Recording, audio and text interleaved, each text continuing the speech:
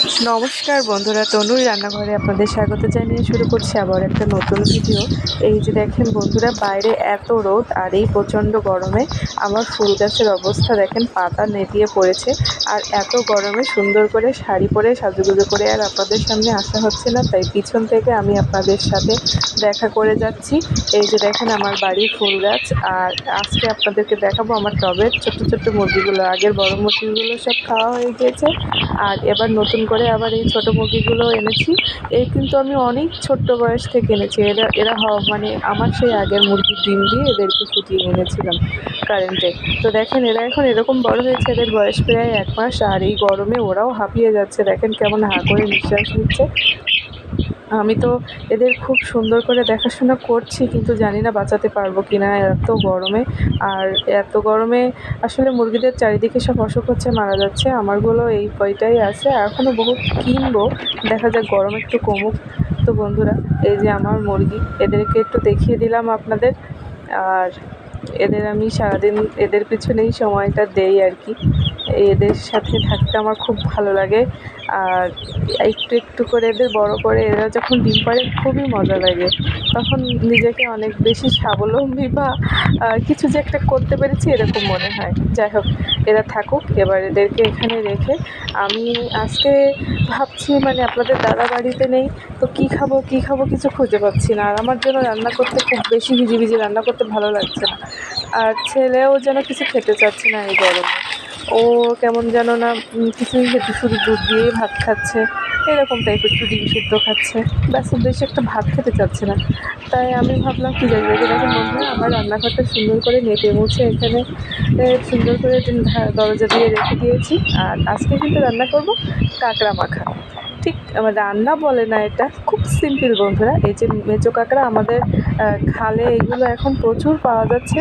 সেদিন রাত্রিতে ধরে নিয়ে আসা হয়েছিল, তো কুটে কেটে অনেক ফ্রিজে কিছু রেখেছি। আর এই যে দেখেন এখানে কেমন লাল লাল ঘিলু হয়েছে, কেমন দেখেন বন্ধুরা, কত যে ঘিলু। ছোট ছোট কাঁকড়া কিন্তু ভীষণ ঘিলু হয়েছে। তাই ভাবছি এই কাঁকড়া মাখা খাবো, মানে বেশ হালকা পাতলা, মশলা ছাড়াই। তো তার মধ্যে ছেলে আবার বায়না করলো, মা একটু চিপস ভেজে দাও, আমি চিপস খাবো। মানে খেলা করে এসেছে বাবু, এবারটা একটু জলখাবার দিতে হবে। তো এখনও তো আমার রান্না হয়নি যে ভাত দেবো, তাই বললাম যে ঠিক আছে, তোকে কিছু চিপস ভেজে দেয়। ইন্ডিয়া থেকে এনেছে আমার এক দেওর, তো ওকে খেতে দিয়েছে। এই যে দেখেন চিপসগুলো খেতে বেশ ভালোই লাগলো, বেশ বিস্কুট বিস্কুট মতো। আর বেশ অল্প কয়টাই এক বাটি হয়ে যাচ্ছিলো, ভালোই লাগছিলো। আর দেখতেও বেশ লাভ আকৃতি, দেখেন বন্ধুরা, হয়ে গেছে চিপস ভাজা, ভালোই লাগবে। এই যে দেখেন কিছু ভেজেছি, খুব ব্যস্ত নিয়ে চলে গেল। এবার আমি কাঁকড়া মাখার জন্য কড়াইতে দিয়ে দিলাম সয়াবিন তেল, আর তারপরে দিলাম শুকনো চাল। তো ঝালটা বেশ একটু মরমরা করে ভাজবো। তারপরে ওই তেলে দিয়ে দেবো কাঁকড়া, কেটে সুন্দর করে ধুয়ে রাখা, দেখেন কত ঘিলু। আর কাঁকড়াটা ভাজা করে নেব এর ভিতরে সামান্য লবণ আর হলুদ দিয়ে।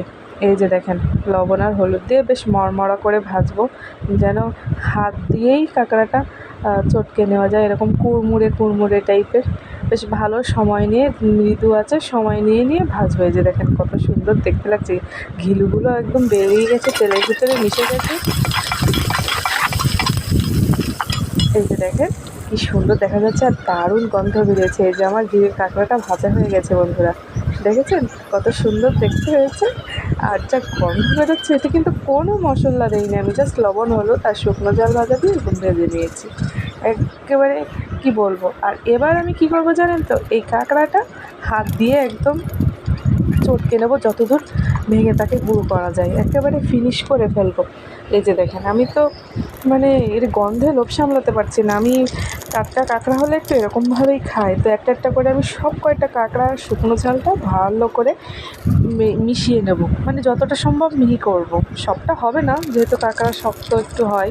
আর আমার এটা আপনারা চেষ্টা করবেন গরম গরম চটকে নেওয়ার। ঠান্ডা হয়ে গেলে কেমন যেন একটা হয়ে যায়, মানে নরম নরম হয়ে যায়, তখন আর একেবারে মিহি হতে চায় না।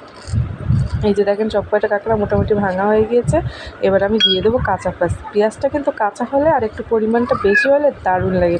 আমি একটু তুলে ধুয়ে দিয়েছি, পেঁয়াজটা বেশি মানে অনেক দিয়েছি, তারপরে ওইগুলো রেখে দিলাম আর কি। যাই হোক, ভালো করে চটকাতে হবে এই কাঁচা পেঁয়াজের সাথে ভেজে রাখা কাঁকড়া শুকনো ঝালটা, সুন্দর করে মেশাতে হবে যেন পেঁয়াজটা একেবারে একটু কাঁকড়ার সাথে যেন একেবারে মিশে যায়। আপনারা বলতে পারবেন পেঁয়াজটা ভেজে কেন দিলাম না? ভেজে দেওয়ার থেকে এখানে কাঁচা দিলে ফ্লেভারটা খুব দারুণ আসে।